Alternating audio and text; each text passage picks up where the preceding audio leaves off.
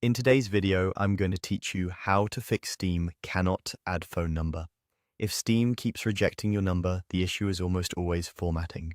I'll show you exactly where to go and how to enter your phone correctly so it's accepted the first time.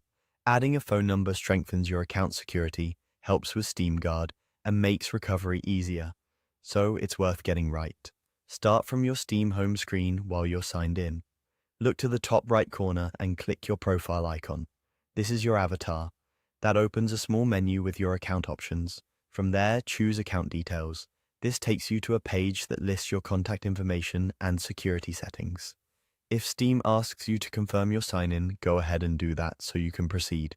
On the Account Details page, find and click Add a phone number. This opens the form where you'll enter your mobile number.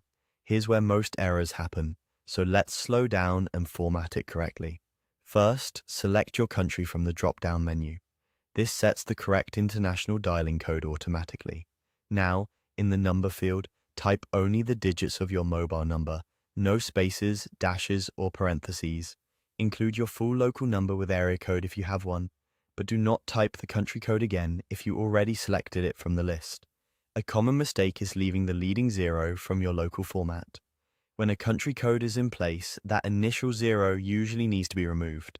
For example, if your local number starts with a 0, drop that 0 after choosing your country. Keep the entry clean, just digits. If you still get an invalid number message, clear the field, reselect your country, and retype the digits carefully.